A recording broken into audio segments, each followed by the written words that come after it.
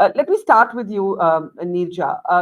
We are already talking about a kind of simmering confrontation between the opposition and the government over the new criminal laws that replace the IPC. This goes back to the last term when the opposition didn't have the numbers it did. There's the protest by students over NEET and the NET UGC. Today, a third exam was in fact postponed. There's an anti-cheating law. What do you think will be the first week in Parliament like? What do you expect? I think turbulence, that will be the name of the game. We Hmm. know for decades now, really, years and years and years, Parliament has been turbulent. And you and I, when we would meet, a day before on the eve of the Parliament session, we would ask this question: will Parliament function? Hmm. So if Parliament doesn't function on Monday, Monday it will function because the swearing in of oath taking of the MPs has to take place. And then, of course, is the President's address on the 27th. Of course, Speaker's election is on the 26th. So I think all that will go through smoothly.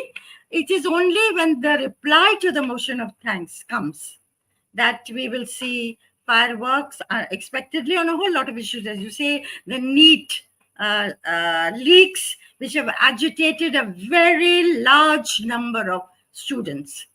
And had this happened a little earlier, it might have actually affected the election outcome also.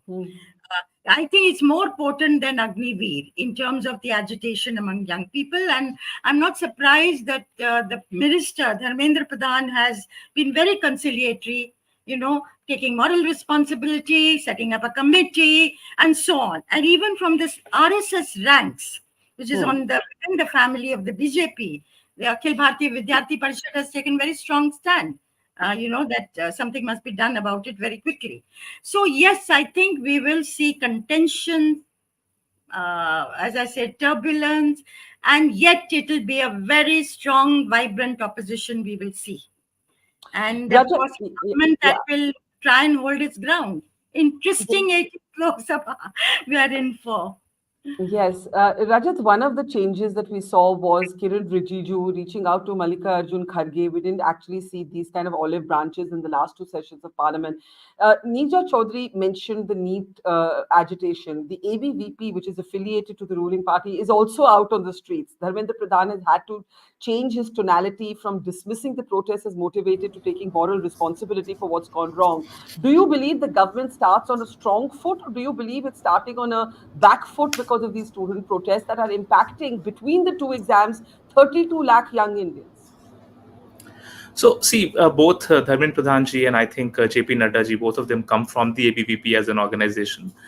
They understand, and if you go by the track record of ABVP, they've always resisted whenever it comes to student-related issues, because ultimately their entire ambit or the scope of their organization is student-centric agendas. So I don't read too much into it. Okay, this is my humble sort of opinion based on what is being talked about the ABVP. That's number one. Number two, one thing that is sure is that government is on the back foot, and I think they realize and acknowledge that how big an impact can series of examination failures can have on the morale of the youth of this country. And also keep in mind that barring all the exit poll outcomes which were wrong, there were certain insights which were there even in Access My India, that the young, the Gen Z, 18 to 25 years, that is where BJP's hold has considerably weakened. And that is the, BJP will have to really change its communication game plan, its strategy vis-a-vis Gen Z. They are not able to relate or appeal on their policies to this category of voters.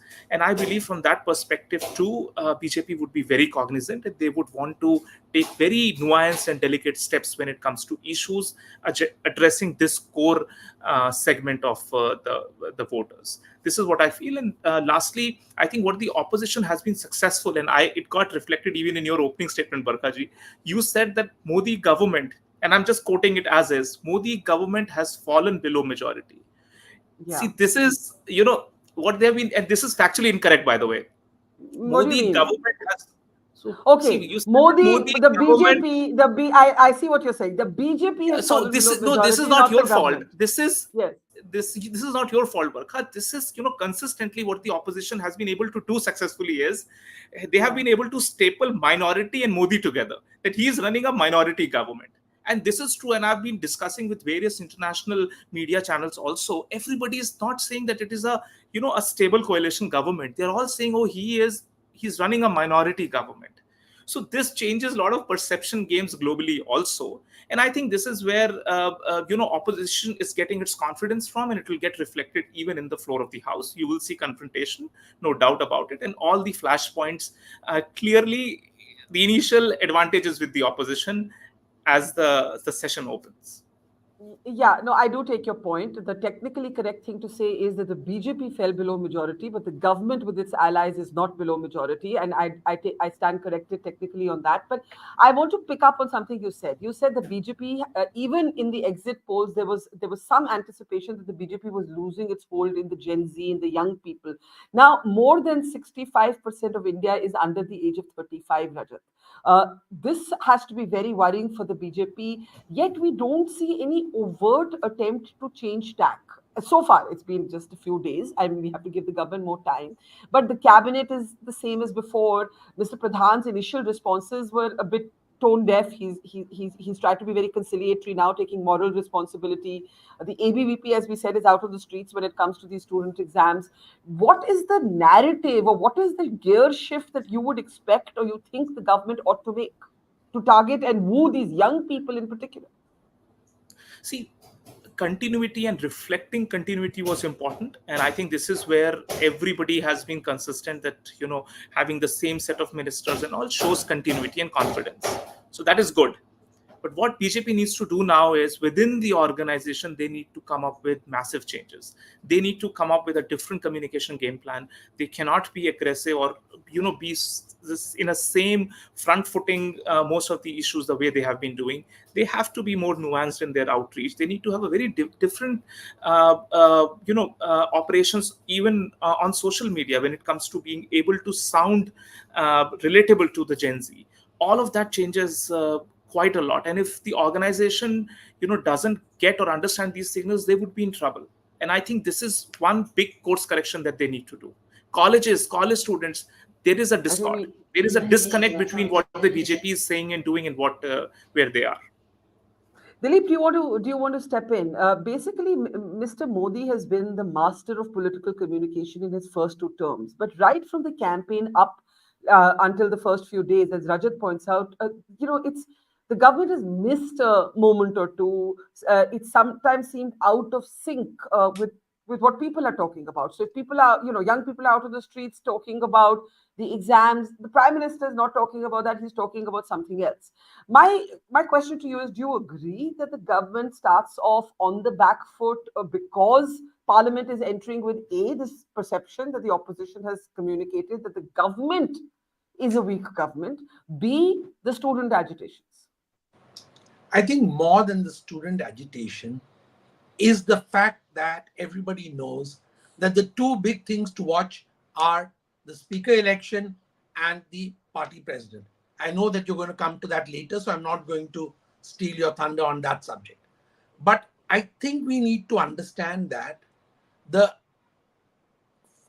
for example, one of those BJP supporting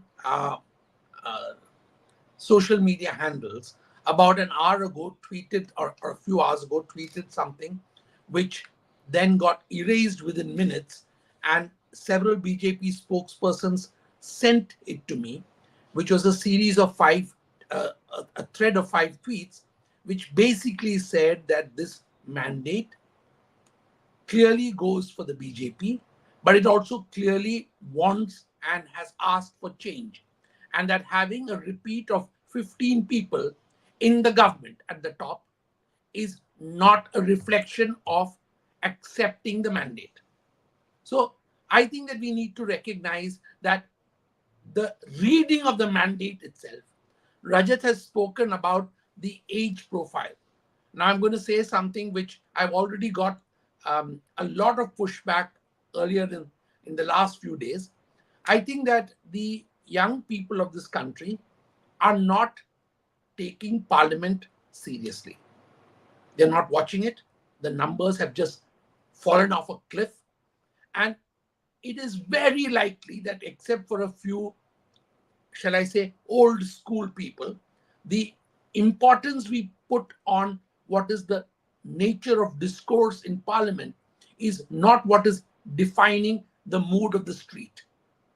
The mood of the street starts from Neath and goes all the way up to Dalal Street, where the money made and lost on the stock market has become a mass issue. It is not just confined to the millions of new women who are day traders. It's also gone to young people who have been learning how to play the markets. So I think that we need to understand that the employment market, the education market, and the stock markets are all in a state of non-willingness to accept the current state of play. I think that government needs to steady the ship, and I completely agree that the message of continuity was something that was calculated to help. But is it sufficient to help is the question, and I think the jury's out on that. I have a question though. When you say the government needs to steady the ship, the government would argue the ship is steady. That's what Rajat said, that it's the opposition that is creating this perception that the ship is unsteady. The ship is steady. The government is steady. The government has majority. The BJP doesn't, but the government does. So, what do you mean by saying the government needs to steady the ship? Without revealing any state secrets, it is well known, and Rajat has sort of valiantly tried to talk about the ABVP as not something to worry about. But I think the signals emanating out of Nagpur are very significant to those who are privy to what's going on there. I don't have the detail, so asking me more questions is not going to get me anywhere.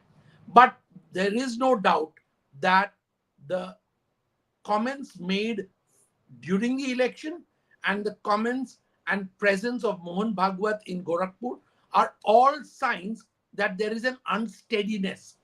It was not an issue which was debated during the previous two parliaments that we had. So I think things have changed and we need to recognize that. So, Nirja, would you agree? Because there are two ways of reading, what the statements that have come from RSS. The RSS chief spoke about how a true Swayam Sevak can never be arrogant. He spoke about how the Maryada that should be there in a campaign was missing. Indresh Kumar of the RSS went one step further. He said Lord Ram has stopped those who are arrogant at 241. The point is, while there has always been a certain degree of healthy tension between the RSS and the BJP, we saw it during the Vajpayee years where the RSS vetoed Jaswant Singh, for example, from the post of finance minister, and there were other examples. Is this something new? Because the other side would say Mr. Modi has delivered more on the RSS's agenda than any other BJP leader has or could. True, Narendra Modi has fulfilled the RSS core agenda, Ram Temple, Article 370 being abrogated, and taken steps towards Uniform Civil Code. Now, while this is true, they know he was their best bet for fulfilling the core agenda. They also have felt unhappy on several counts in terms of policy, in terms of, Atmanirbharta that he's talked about, self-reliance at the BJP, crony capitalism. There's several things that they may have felt unhappy about, but above all, at being sidelined. In the first year of Narendra Modi, you remember, he'd taken the entire cabinet to meet the RSS leadership. This happened here in Delhi, this happened in Mumbai. That did not happen later on. So I think the RSS, and Mohan Bhagwat is not like K. Sudarshan 20 years ago, who spoke very openly, publicly, and I would say even harshly, that Mr. Vajpayee and L.K. Advani must make way for the younger leadership. He's been quite nuanced, he's very measured with his words, and he's not directly attacked the BJP or the Prime Minister, but it's clearly decoded as such. And he's also made very conciliatory gestures to the opposition. In a democracy, you have two sides to the story. And you have Virodi, and I won't call them enemies, but I would call them Pratipaksh, opponents, competitors rather. So I think, and of course, others have taken the cue. Now, RSS would like to reconfigure the relationship between it and the BJP. And they've held several meetings, and the sticking point, if at all it comes, I think it will not come, will be who will be the party president. They will immediately, after Mr. Nadda's term gets over on 30th June, they are, I believe, going to go in for an executive president. That was the talk. And then go in for elections and probably have a elected president early next year. But the RSS would certainly like to have a say in who becomes the president, more from the point of view of building up the organization and the organization being separate from the government. You know, as one person told me, somebody into the whole RSS system, we cannot have yes men.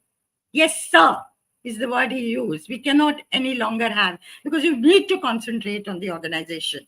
So I think Mr. Modi will want to stabilize his government. He will want to win some of the state elections that are due out of the 5 in the next 1 year. If he has successive defeats, voices may be raised from within the entire Sun system, including BJP, raising questions about the leadership. I don't expect it to happen very easily at all, Mr. Modi being what he is. But those are the things, you know, I think a rebalance needs to take place between the RSS and the BJP. Let me bring in Rajat on that. Rajat,